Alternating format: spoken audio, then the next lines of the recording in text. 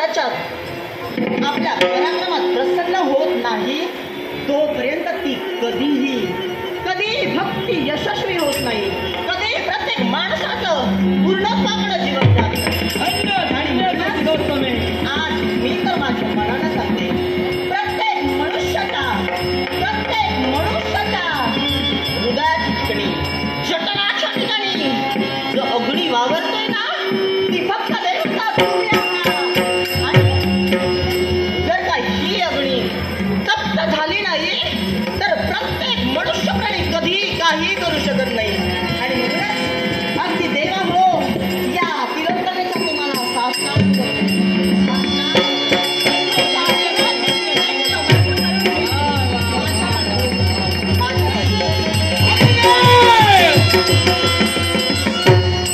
काय म्हणे या सर्व देवतात अग्निदेव श्रेष्ठ वाघ तिलोत्तमे, या देवराजाची महती तुला कळाली नाही. महाराज काय अशी घटना घडली?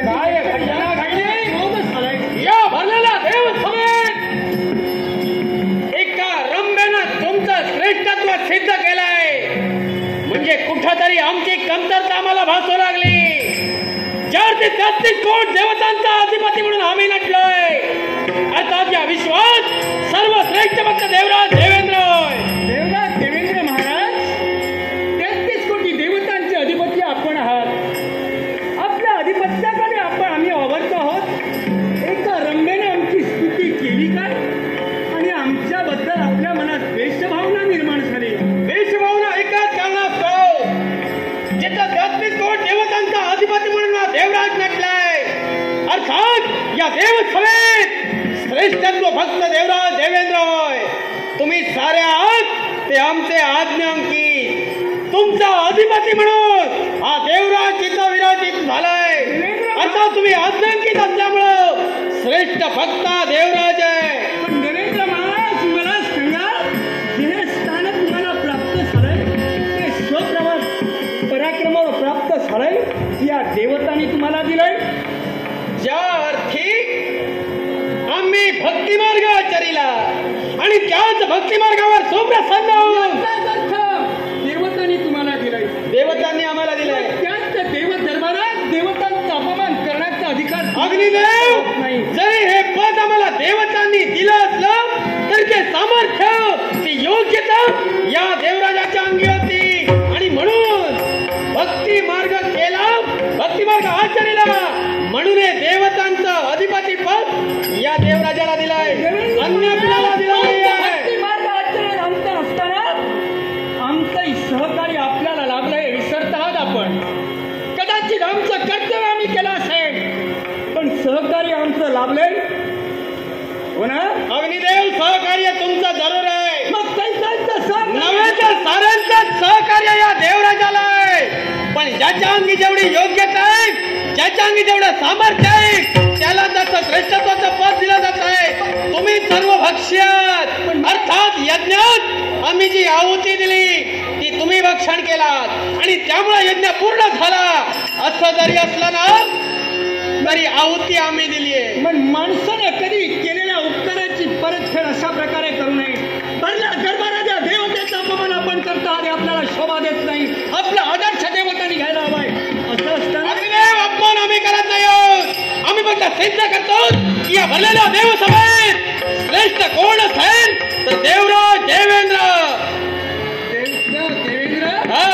आपण श्रेष्ठ आहात निश्चितच. पण जीवनात जी आपण कर्म केली ती सारं जग जाणतं. याच्यामुळं आपण श्रेष्ठ आहात म्हणू नका.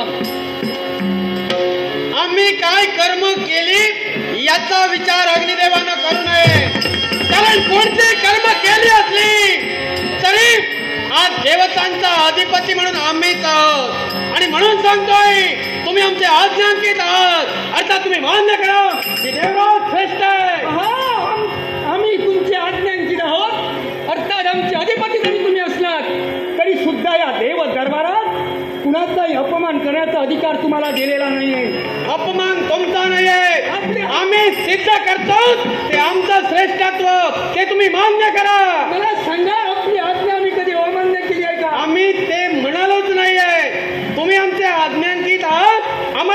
श्रेष्ठत्व सिद्ध करायचं आहे.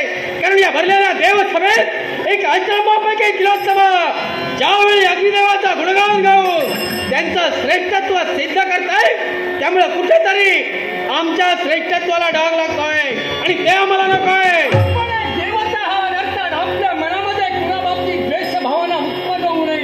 विश्वाच्या चरणी देवताची आदर्श घेत असताना द्वेष भावनेने आपण वावरतात, अर्थाने आम्हाला मान्य नाही. मग अग्निदेव, ज्यावरती देवराजाची आज्ञा तुम्ही अमान्य करताय, मग देवतांचा अधिपती म्हणून आम्ही तुम्हाला सूचित करतोय, आमची आज्ञा तुम्हाला आहे. आमचं श्रेष्ठत्व सिद्ध करा आणि चला देवसभेचा त्याग करा.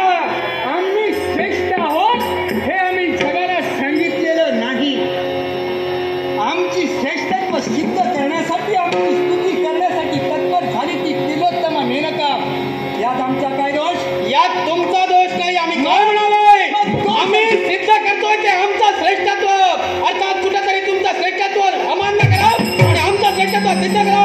नभेचा देवसभेचा त्याग करा. आमचं श्रेष्ठत्व कोणत्या त्यांना सिद्ध करण्यासाठी तत्पर झाले जगत आणतंय.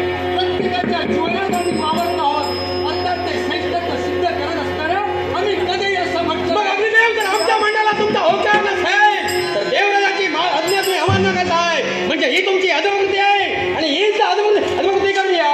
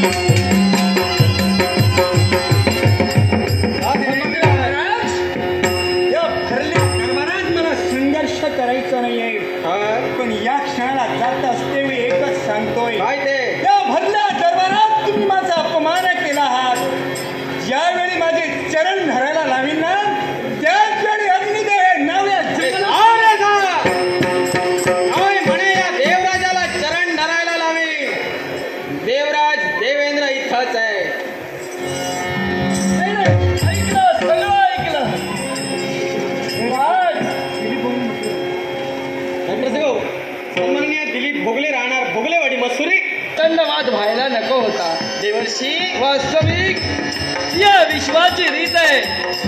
या जगात मोठेपणा मागून मिळत नाही, तो जगानं द्यायला हवा. निश्चित हे खरंय. पण आम्ही फक्त आमचं श्रेष्ठत्व सिद्ध करत होतो की या विश्वाला कळावं की देवराज देवेंद्र कोण आहे. पण देवेंद्र हा आज माझ्या नेत्राला दिसतंय ते काय? काय ते? तुझं श्रेष्ठत्व सिद्ध करण्यासाठी तुला झगडावं लागतंय ते लागतंय. पण हे तुझं असं अस्थिर झाल्यासारखं मला वाटतं. अस्थिर